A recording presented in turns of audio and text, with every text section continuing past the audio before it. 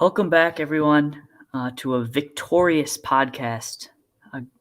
I'll say at the start, go blue. And I think you can tell by the title of the video what we're going to talk about today, which is just a great victory. In my mind, the best win Michigan has had all season, and I don't think it's all that close. If you look at the score, you might not be that impressed. But if you dig into the context of the game and how Michigan was able to overcome immense obstacles to take the win, you'd be extremely impressed, I think. So, for anyone who does not know, Michigan has not played a game of basketball for the past 23 days, and this is in the midst of the toughest stretch of basketball for most college basketball teams, the meat of the season, and Michigan was on a roll before they were shut down in January because of COVID. COVID had not even infiltrated Michigan basketball's program, but it had gotten into the university, and it was a strand of COVID that is highly contagious, B117. I made a video on this. And the athletic department decided the best course of action was to shut down all sports for up to 2 weeks, which is what they said initially. Those 2 weeks ended. Michigan was still shut down for another 9 days, did not play any games. The women's team had their first game back on Thursday against Purdue. Michigan did not play on Thursday in their scheduled game against Illinois. And today was their first game back since their COVID shutdown. Now, teams this year who've gone on COVID shutdown, or COVID pauses as they're called, have seriously struggled. I could name a bunch, but I'll just name a few. Clemson, a top 15 team before their COVID break, came back and they were just pummeled multiple times. Duke, they lost to Pittsburgh. They've just gotten smashed. Their tournament hopes are fading away because of their COVID pause. Michigan State came back from their COVID pause, lost 67-37 to Rutgers. They lost by 30 to Iowa yesterday. They have not been the same either. And Michigan, there were real fear that Michigan would have the same fate.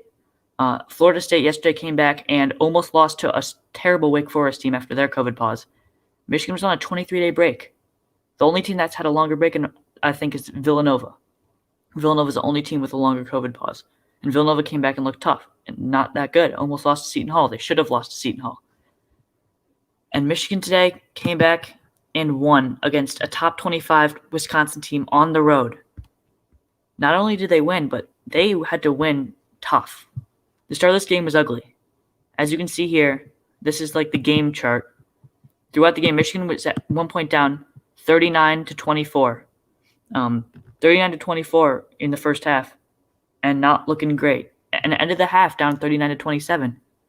I was texting with Brad, and Brad was gloating because he had told me, he was like, I told you so. Teams coming back from COVID pauses never do well. And it's true. Teams have not been doing well. So I was agreeing with him, and I was like, don't expect Michigan to win this game. Well, what do you know? In the second half, Michigan obliterated Wisconsin. They won 40-20 and basically outplayed them in every facet of the game.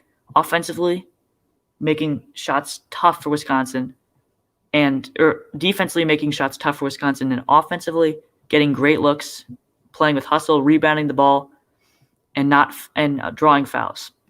So that was great. Now let's dive into how the game played out in terms of individual performances. The best player on the court today was Isaiah Livers. He took a lot of shots early on and was kind of finding his rhythm, but he was not afraid to find his rhythm.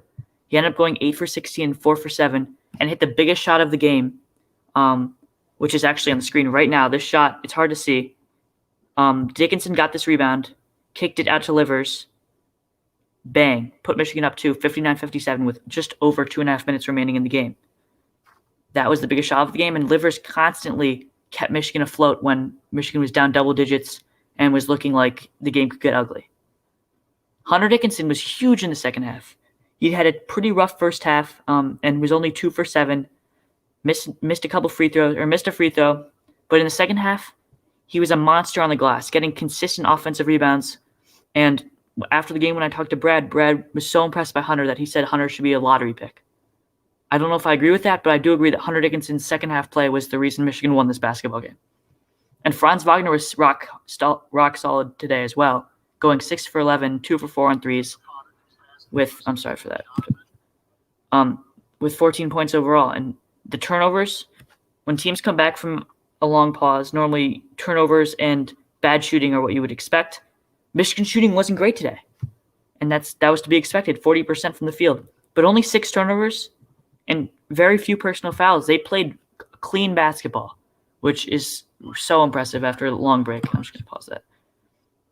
I'll round it out. Eli Brooks had a tough game. You could tell he was coming back from a long break, and his defense was still solid, though. He was shutting down Dimitri Trice, Wisconsin's most explosive guard, consistently. And Mike Smith took a huge elbow to the face early in the game by Wall, I don't know his first name, and stayed in, so he showed some toughness. On the bench, Austin Davis was the real focal point for our bench. He had 6 points, and his inside game was really good. Shawnee Brown had a tough game, and Brandon Johns really didn't play well at all. Hopefully those guys get better. It was disappointing to see from the bench, though. On the Wisconsin side, Aleem Ford started the game super hot. He had 13 early points, but Michigan did a great job of kind of shutting him down in the second half. He only had 2 points, and they were both free throws in the second half. Brad Davison was shut down. Trevor Wall shut down. Nate Ruvers shut down. Dimitri Trice, inefficient, but he did get 16. Off the bench, the man keeping Wisconsin afloat in the second half when Michigan was putting all the pressure on was Jonathan Davis. Jonathan Davis was hitting tough floaters, driving layups, and hit a couple pull-up jumpers that really kept Wisconsin ahead for the majority of the second half before even he couldn't overcome Michigan's just intense effort. But yeah, I mean, this is a great win. Best win of the season for Michigan. I think proving to any person who's doubting that they are a threat in the tournament, and they're the third 1 seed for a reason. If Gonzaga and Baylor trip up at the end of the year, watch out, because this Michigan team does not make too many mistakes. Today proved that. They looked terrible at the start, and they pulled way ahead by the end of the game. They played confidently for a team coming off a long break and played in control. In control when things looked bleak. That's what I'll say. This team never gave up, never panicked, and got a really great victory. As for Wisconsin, I don't think this loss is particularly horrible. They looked pretty dang good throughout the game. The shots just weren't falling at the end of the game for Wisconsin, and that's been a problem all year for them. I still think they're a top 20 team in the country, but they got to hit shots. That's all there is to it. Michigan was able to hit shots at the end. That's why they won. That's why they're a top 5 team in the country, top 3 team in the country. And don't think that this team will be too affected by this long break, because they clearly were able to shake it off and get this dub. And I'm really proud of the guys for that today. So that's going to be that. Huge win today. I don't think this video will get a lot of views, but I just had to make it because I'm so proud of this team. And yeah, go blue.